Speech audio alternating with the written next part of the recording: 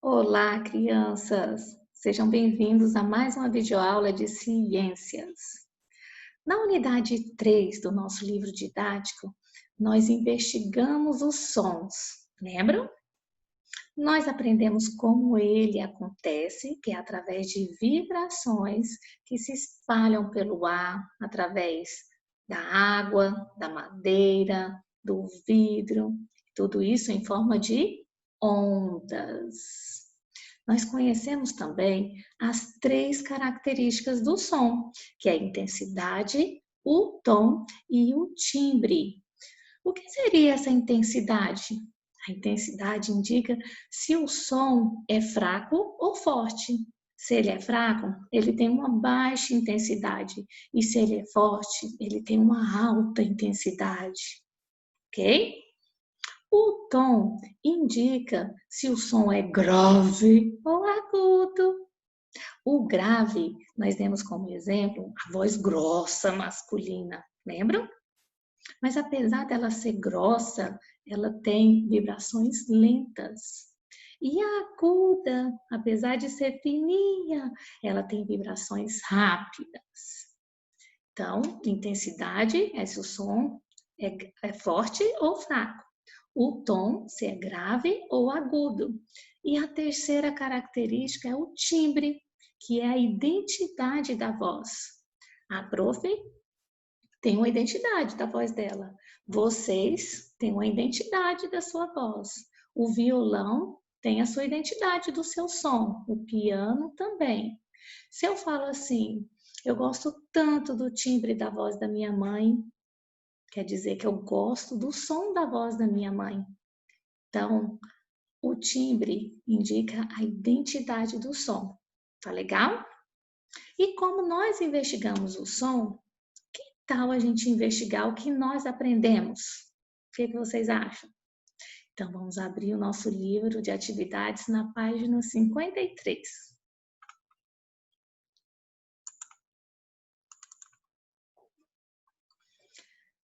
A primeira atividade diz assim: em praticamente todos os momentos escutamos e produzimos sons.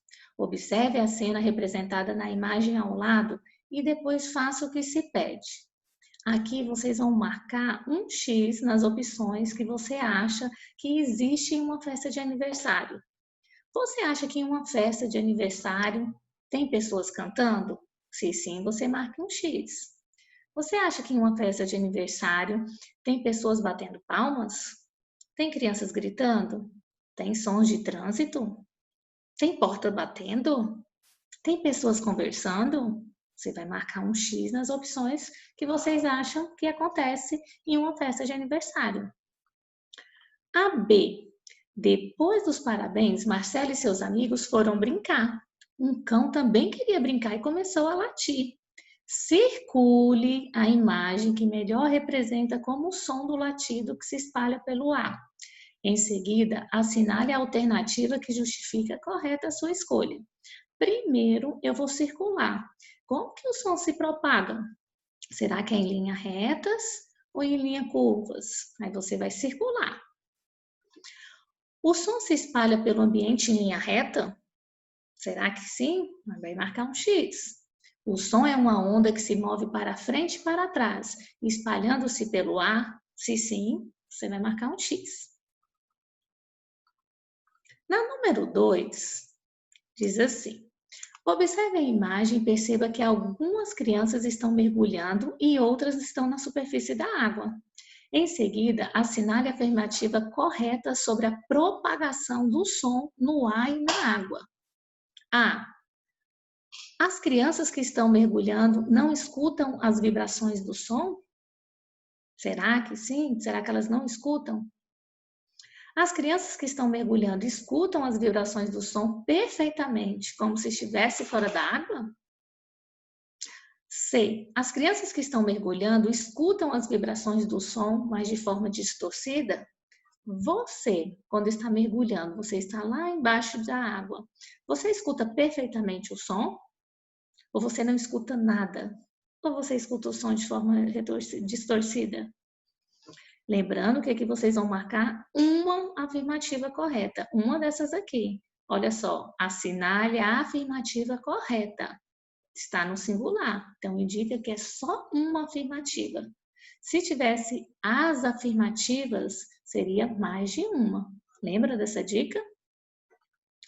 3. Você já percebeu que as vibrações que formam os sons fazem com que eles sejam diferentes uns dos outros? Os sons e suas características são estudados pela acústica. A acústica é a ciência que estuda o som. A. Relacione as características do som ao seu respectivo significado. A. Intensidade. B. Tom. C. Timbre. Essa característica é usada para definir se o som é fraco ou forte. Será que é A, B ou C? Qualquer característica que indica se o som é fraco ou forte. Mas se for A, você vai colocar a letra A aqui. É a identidade do som, que varia de acordo com o objeto ou a pessoa que produz. O tipo de material de que os objetos são feitos influencia no som que emitem. Será que é A, B ou C? É a característica do som que possibilita classificá-lo, considerando sua altura, ou seja, se é agudo ou grave. B. Agora, relacione as características do som aos exemplos mais adequados. Mãe, por que o miado do gato é mais fino que o latido do cachorro? O que é fino e grosso? Será que é intensidade, timbre ou tom? A, B ou C? Carol, sua voz é tão linda. Que característica é essa? Timbre, identidade ou tom? Pai, aumenta o volume da televisão? O volume, se é alto, se é baixo, qual que é essa característica? Número 4. Leia as falas de Caio, Gustavo e Beatriz. Em seguida, escreva qual característica do som, intensidade, tom ou timbre, a fala de cada criança está relacionada. A. Como esse som é agudo. Será que aqui é intensidade, timbre ou tom? B. Fale mais alto, não estou escutando.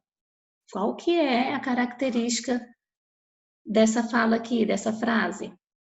Adoro essa cantora, a voz dela é incrível. Timbre, tom ou intensidade? 5. Leia o texto e sublinhe uma característica da música que indica que o som é uma vibração. Você sabe o que é uma orquestra? Uma orquestra é um conjunto de instrumentos diferentes tocados juntos. Você pode assisti-la num teatro, na televisão, ao ar livre, em praças e parques. Através do ritmo, a música se torna vibrante. Qualquer instrumento que faça som ao ser agitado ou percutido pode fazer parte de uma percussão de uma orquestra. O músico utiliza baquetas ou as mãos para produzir o som. Os pratos e o tambor são instrumentos que fazem parte da percussão de uma orquestra. Sobre esses instrumentos musicais, complete o texto a seguir. É fácil diferenciar o som do tambor do som produzido por pratos de metal. Essa identidade do som é chamada de timbre, tom, o que é intensidade. Os diferentes sons produzidos dependem principalmente de que é feito cada instrumento. Quais palavrinhas vocês vão acrescentar aqui nessas frases? 6. Pense no som de um trovão e no som do canto de um canário, usando as palavras baixo e alto para indicar a intensidade do som e grave e agudo para se referir ao tom. Complete as frases a seguir, definindo as características desses dois tipos de som. A. O som do trovão pode ser ouvido de muito longe, por isso dizemos que ele é mais baixo ou alto que o canto do canário, que é baixo ou alto. Com vocês. B. O canto do canário tem um som bem fininho, mais agudo ou grave que o som grave ou agudo do trovão. Vocês vão completar com essas palavras, baixo e alto, grave e agudo. 7. As orelhas humanas são formadas por uma parte externa e por pequenas estruturas internas, as quais dependem uma das outras para formar o sentido da audição. A. Escreva o nome das estruturas de nossa orelha indicadas na imagem. No nosso livro didático tem, tá? Todas as estruturas. Mas vamos aqui. A1. O que é isso daqui? É uma orelha externa. O 2. O que seria isso aqui? Lembra que o som entra pela orelha, chega até uma pelezinha fininha que é chamada de tímpano. Depois desse tímpano, as vibrações vai para esses ossinhos, então há 3 ossos. Esses ossinhos, a vibração desses ossinhos chega até um líquido que fica dentro dessa estrutura aqui de espiral, que é chamado de cóclea. Essas vibrações, elas ativam os nervos que vão lá para o nosso cérebro, que leva as informações para o nosso cérebro para serem interpretadas. Mas isso tudo acontece bem rápido.